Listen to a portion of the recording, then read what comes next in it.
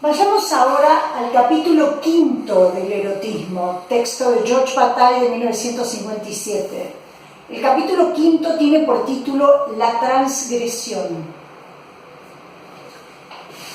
Y apenas comienza, afirma Bataille que la transgresión no es la negación de lo prohibido, sino que la transgresión supera y completa esa prohibición. Por eso es difícil hablar de la prohibición, porque la prohibición tiene un carácter ilógico. Entonces, Bataille encuentra que como tiene carácter ilógico la prohibición, es difícil tematizarla, exponerla racionalmente. No hay entonces prohibición. No existe prohibición que no pueda ser transgredida. Justamente, incluso la transgresión, a menudo, es algo admitido, es algo incluso prescrito, previsto. Las prohibiciones son las que se sostienen en el mundo de la razón. Que las prohibiciones se sostienen desde la irracionalidad en el mundo de la razón, en el mundo del trabajo. Pero las prohibiciones en sí tienen carácter irracional, no son racionales, y sin embargo sostienen el mundo del trabajo.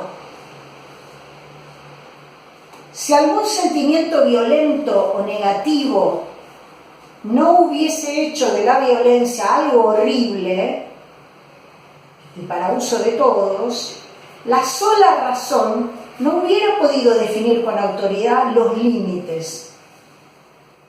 Entonces, la prohibición de carácter no racional da lugar al horror, al pavor. El horror y el pavor son los que se constituyen, subsisten, como desencadenamientos desmesurados en la forma del tabú. La naturaleza del tabú está ligada al horror y al pavor que impiden la transgresión. A la vez, el tabú de naturaleza no racional es el que hace posible un mundo sosegado, calmado, un mundo razonable.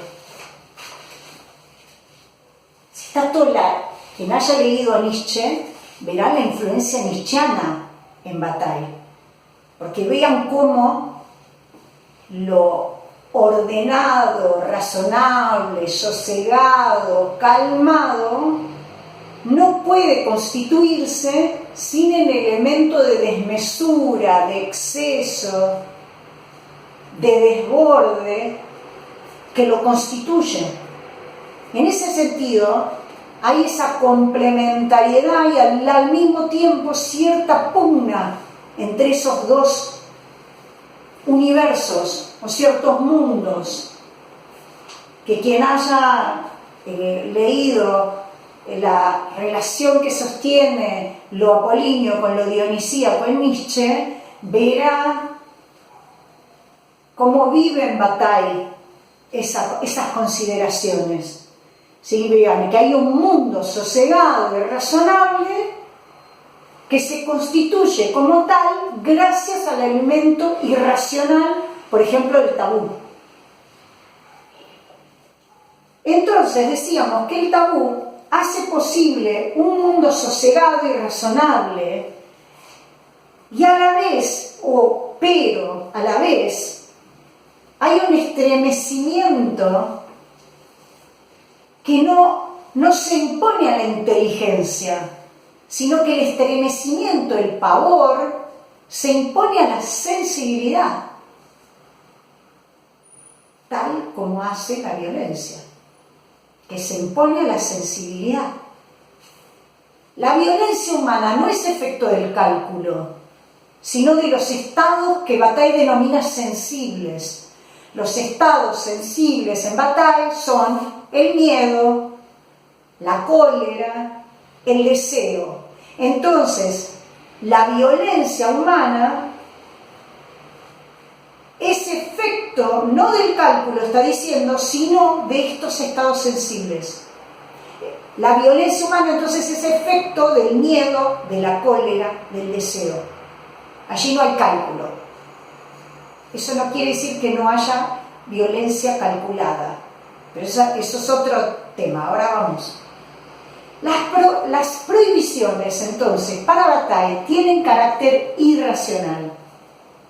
Y lo absurdo es que la prohibición está ahí para ser violada. Ahí están, ¿no? Los dos elementos que parece que están en pugna resultan en algún punto complementarios, no armoniosos, pero complementarios. La prohibición está ahí para ser violada. No hay prohibición, habíamos dicho, que no pueda ser transgredida. La prohibición está ahí para ser violada, y esto no es un desafío, no es que es provocador, sino que es el correcto enunciado de una relación inevitable entre emociones que tienen sentido contrario. Por ejemplo, la prohibición de dar la muerte a los semejantes, aun siendo una prohibición universal, no se opuso a la guerra. Si nosotros convivimos con la prohibición de dar muerte a un semejante. Y esa es una prohibición que Bataille considera de carácter universal, es decir, válido para todos. Sin embargo, esa prohibición universal no se opuso a que haya guerras. Es más, Bataille afirma que sin esa prohibición la guerra no sería posible. Los animales que no conocen estas prohibiciones no han concebido, a partir de los combates que puedan tener, no concibieron nunca una empresa organizada como es la guerra. Han tenido combate, pero no han organizado una guerra. ¿Por qué? Porque no conocen las prohibiciones. Quiere decir que la condición de posibilidad de que haya guerra es que haya prohibiciones de violencia. La guerra se reduce a la organización colectiva de impulsos agresivos. En ese sentido, la guerra es violencia organizada. Dice, lo repito, es interesante, la guerra es organización colectiva de impulsos agresivos. Entonces, miren qué interesante, porque está el elemento del impulso, que sería el desborde y el exceso, pero organizado. Entonces ahí está el elemento racional, que el impulso no tiene. Sí, es organización de impulsos. Igual que el trabajo está organizado colectivamente, la guerra también está organizada colectivamente, y sin embargo parece que en principio parecen pertenecer a ámbitos distintos, porque uno es agresión y el otro es calma, orden. La guerra, igual que el trabajo, están organizadas colectivamente, poseen ambas un objetivo, y ambas, trabajo y guerra, ambos responden a un proyecto. Y ese proyecto está pensado por quienes conducen el trabajo o la guerra. Por eso hablábamos de las prohibiciones, recalcamos que para Bataille están ahí para ser violadas, que la guerra es violencia organizada, que posee, igual que el trabajo, un objetivo y responde a un proyecto. Pero por esto no puede pensarse que hay oposición entre guerra y violencia. La guerra, decimos, es violencia organizada, Y transgredir lo prohibido no es violencia animal. ¿Por qué? Porque antes dijo que los animales no conocen prohibiciones. Entonces, transgredir lo prohibido no es violencia animal. Colectivamente la guerra está determinada por el franqueamiento de ese umbral de la prohibición. La transgresión organizada forma parte o forma con lo prohibido un conjunto que define la vida social. Es como si fuera una explosión que proviene de la compresión. Como estamos comprimidos por la prohibición, la guerra vendrá a ser una explosión que no nace de la nada o no nace desde otro lugar, sino que nace de la misma prohibición. La compresión precede a la explosión.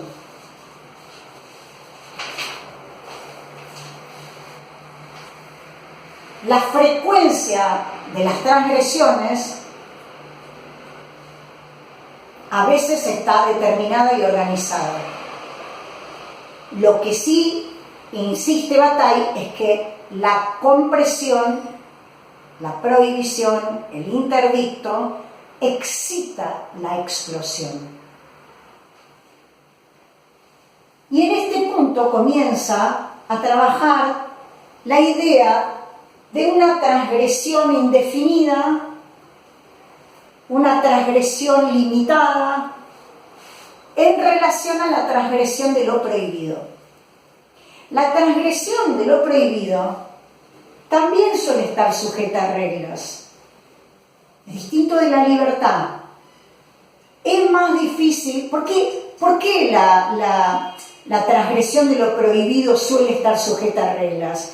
Porque es más difícil limitar un tumulto una vez que comenzó. Entonces, socialmente no se espera a que explote. No se espera, porque si explota, no se puede controlar. Entonces es mejor organizar la explosión.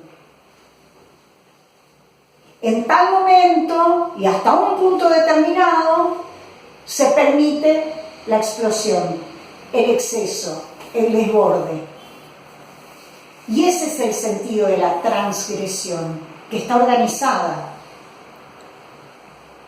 El rito ordena, limita impulsos que pueden resultar desordenados e incontrolables.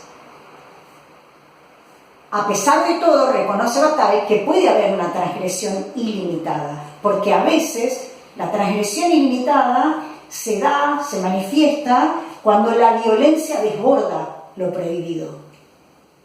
Cuando ya no puede contenerse, y ahí que empieza a ser un problema social. A veces, con la muerte de un soberano, con la muerte de un rey, menciona Bataille, a veces la muerte de un jefe, es señal de que ha comenzado lo que él llama el pillaje. Depredación, robos, violaciones, asesinatos, incendios, matanzas, violaciones. Eso englobaría lo que él entiende por el pillaje. Esas transgresiones al día siguiente vuelven a ser inviolables. Se permite por tiempo limitado. Quienes tengan leído o recuerden el texto de Mijaíl Bakhtin, La cultura popular en la Edad Media y el Renacimiento, quizás les evoque esto que estamos diciendo, el texto sobre el carnaval de Bakhtin.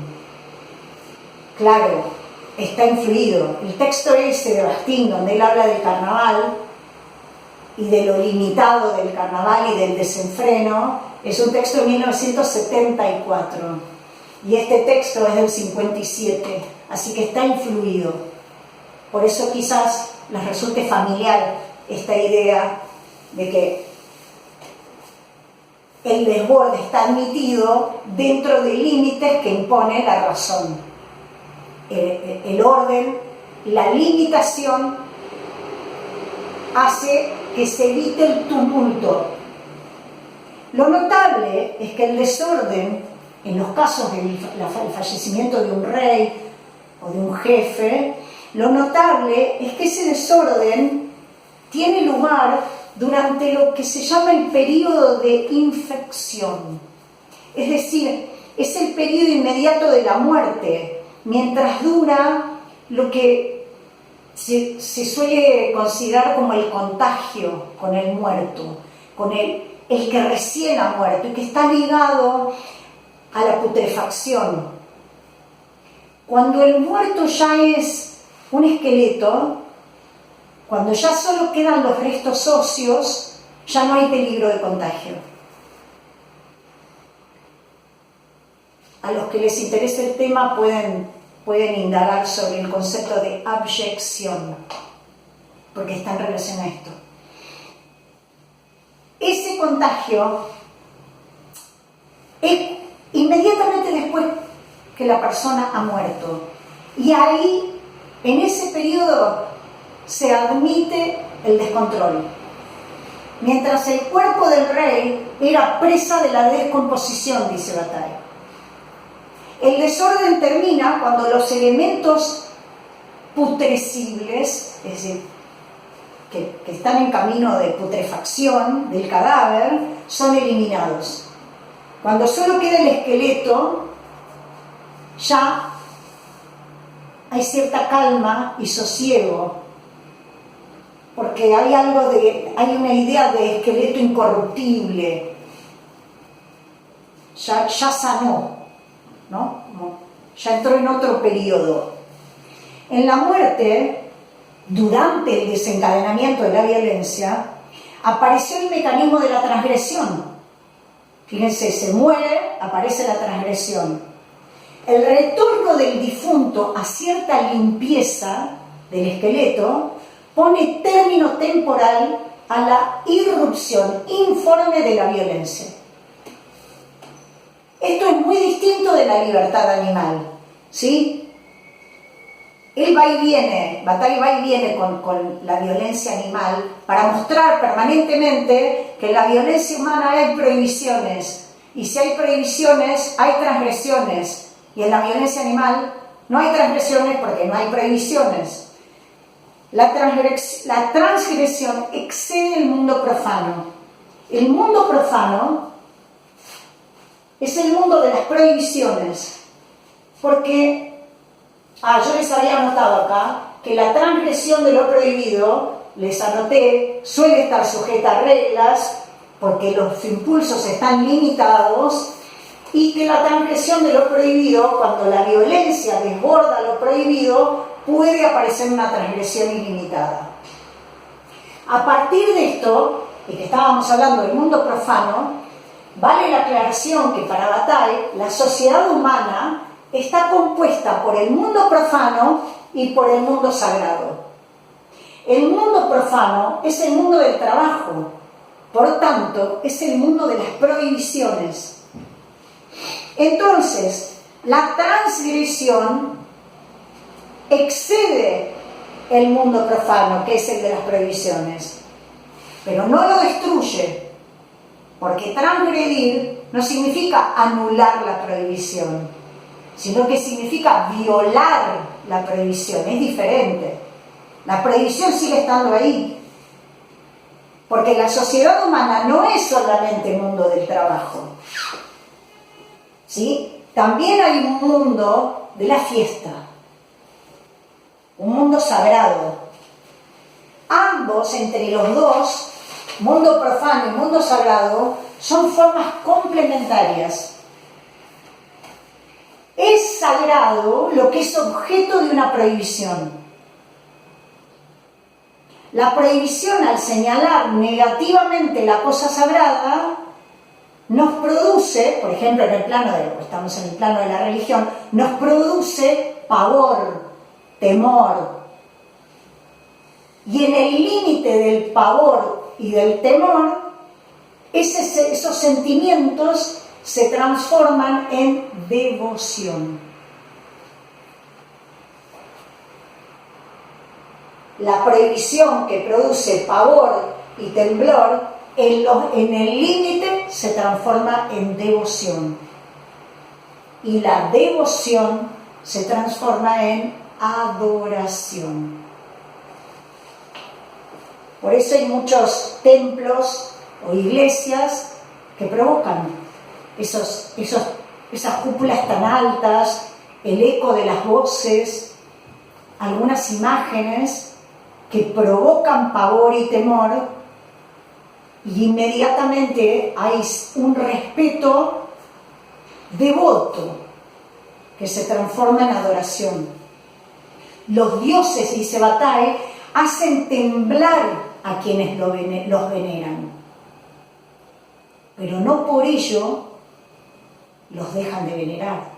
Tiemblan, pero los veneran, y los veneran porque tiemblan ante la divinidad. Los hombres están sometidos a dos impulsos, uno de terror, dice Bataille. El impulso del terror es el que produce el movimiento de rechazo, y el otro impulso al que está sometido el hombre es el de la atracción. La atracción gobierna un respeto hecho de fascinación. Entonces hay terror y fascinación, y no están separadas, no pertenecen a ámbitos distintos. La mitología compone y entremezcla terror y atracción, rechazo y fascinación. Justamente entremezcla los temas y están estos elementos siempre en conjunción. El tiempo sagrado, que decimos que es el de la fiesta, es el tiempo que sigue al levantamiento en masa de las prohibiciones. Es el tiempo que sigue a la muerte de un rey. Es el tiempo, en el mundo sagrado se da cierta subversión de los valores. En el tiempo sagrado es la fiesta la que consume los recursos naturales que se pudieron acumular durante el tiempo del trabajo. El desenfreno de comer, de beber, ¿sí? Todo lo que se acumuló gracias al trabajo, bueno, este es el momento en el que se consume. Por eso, la dilapidación es la que funda la fiesta. Se dilapida lo que se acumuló, pero se dilapida para luego volver al mundo del trabajo, al ámbito de las prohibiciones. El mundo sagrado, el tiempo sagrado, es el punto culminante de la actividad religiosa. Pero lo interesante, dice Bataille, es que es la religión la que ordena la transgresión de las prohibiciones.